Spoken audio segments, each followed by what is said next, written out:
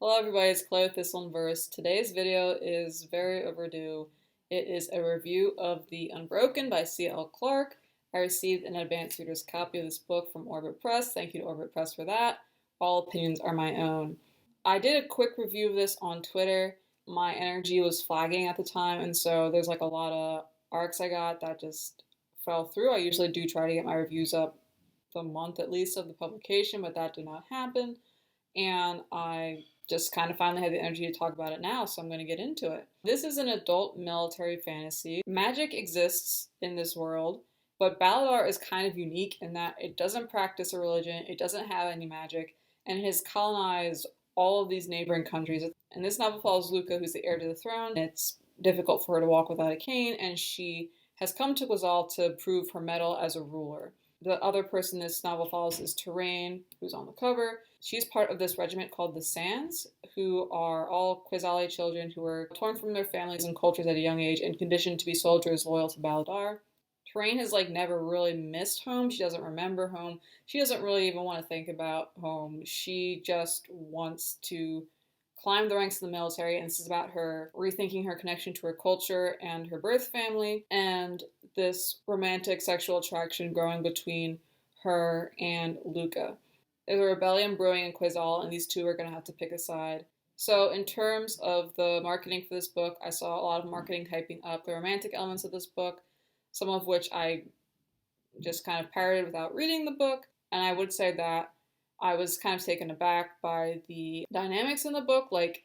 Based on the synopsis info, I should have realized that the power dynamic is super duper steep, but it didn't really hit me until I read the book. The reason why Terrain is even in contact with Luca is that Terrain was accused of a murder and thrown in jail, and Luca pardons Terrain's death sentence to use her as a spy.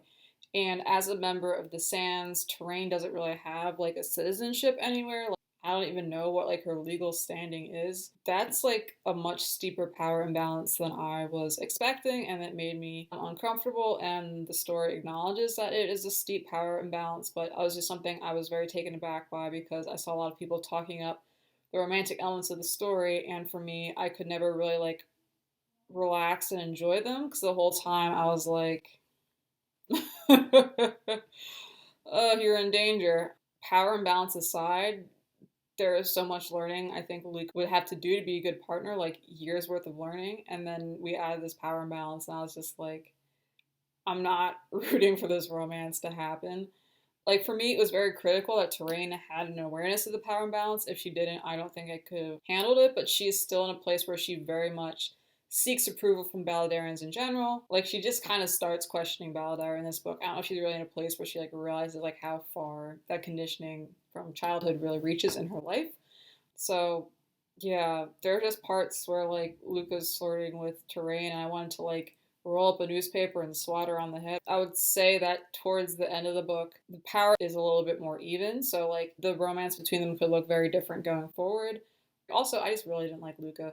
I would also say that my reservations about the romance, I think, are a just me thing. I've read other reviews from reviewers of color, and I don't think it really came up for anyone besides me, so also a thing to keep in mind. I think there are things about their relationship that are very intriguing, mainly that Luca is disabled, and that is kind of a kerfuffle for her as a royal, and Terrain's relationship with bodies is very different.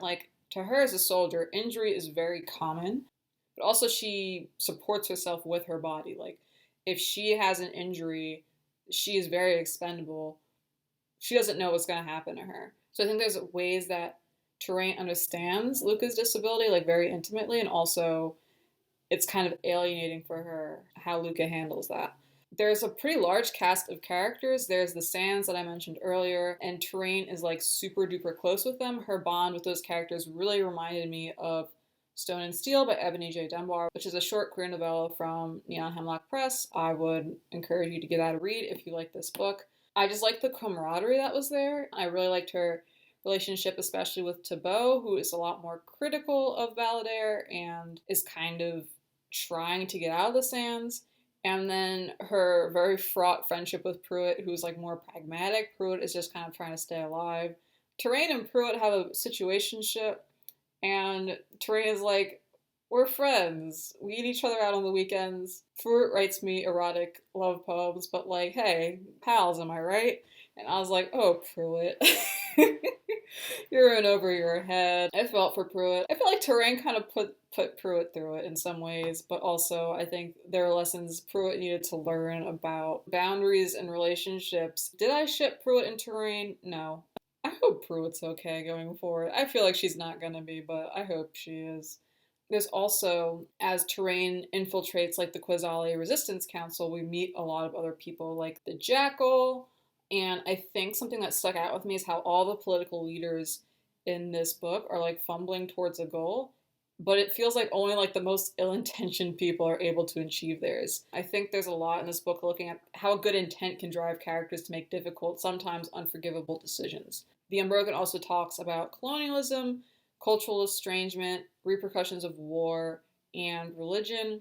I would say that if you're looking for like a lot of like magic in this book, it's on the lower side. Like I said, Balladeer does not use magic. Luca's on a quest for magic, so I think there's going to be more of it going forward. The Quasalis kind of have some, but it is feared and hidden away for very strategic use. But when we do see the magic, the effects are devastating, made my skin crawl. Very excited to see the role that will play later on in the series. Aside from Terrain's relationship with the Sands, I also really liked her relationship with the Quasali rebels as she starts to like doubt her allegiance to Balladeer and like how difficult it can be to rekindle a connection with like a home you never knew.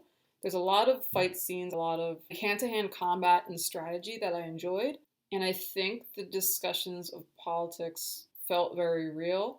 Like even the Balladarians who are kind of like sympathetic to Quasal are kind of like squicky. There is sort of this entitlement that all the Balladarians feel to Quasali culture, whether they want to eradicate it or they want to assimilate it or play with it. It feels like kind of a common theme throughout, and that felt like very familiar to me. I enjoyed Terrain as a main character. Terrain's a very naive character. And so even though she has the best intentions, and maybe, you know, even if she had been more shrewd, maybe she couldn't have gotten herself out of certain situations. There were times where I just would watch her endanger herself or endanger her friends, and was very frustrated with her. I think I also appreciated the discussions of sexual violence that happened in this book. There is a general in particular who's kind of been threatening Terrain this whole time, and like Terrain's a stud, Terrain's pretty butch, and I don't know if I'd really seen discussions of that in fantasy before, and it just like really made me think, like talking about sexual assault within the military in general, and very specifically there are parts of it that to me like made me think of like corrective rape and like the violences that masculine women face or are threatened with. It was like a hard part of the book to read, but it was also, I thought, a thoughtful discussion. There's so many parts of this book that like frustrated me just because I wanted the best for these characters and like it just wasn't going to happen. Like there wasn't going to be an easy reunification between the Sands and the Quasali because the Quasali pretty rightfully distrust the Sands, but also how like that rift isn't either of their faults. The Quasali rebels are pretty like, this is our goal and we will do anything to achieve it. And so sometimes they would do things or make decisions that I wish didn't need to happen or didn't need to be made, but also I didn't know ways around it. I think all around you just realize that like colonialism and political repression is very brutal, and resisting it is also very brutal. There are just things that get sacrificed and lost and left behind in these struggles. It'll be interesting to see where the story goes because I think a lot of stories focus on the struggle, and I think this series is going to be looking at like, okay, like what happens next. There's a lot of independence movements in like maybe the 60s, thinking specifically in Africa, where African countries were throwing off these colonial rulers, and then it was like, okay, what happens next? And then the next was that there's still like imperialism and ways that these countries who were no longer like formally in charge were still siphoning money and resources away from countries that they had formerly colonized. Again, thinking specifically, or even like not as recent as that, but like how after Haiti throughout the French, how they were still like paying them to like make up for the losses that France incurred by not owning them as a colony anymore, like wild stuff like that. And I think going forward, we're going to see more of the other countries. All in all, this was like a good, thought-provoking book, a very difficult read for me for sure. But I'm also like interested to see what happens going forward. So, yeah. Thanks for watching. If you read the book, please comment below. I'd like to talk to you about it. If you haven't read the book, but you just want to like let me know that you're watching, could you leave like a pile of sand emoji? Thanks for watching, everybody. Take care and have a good one. Goodbye.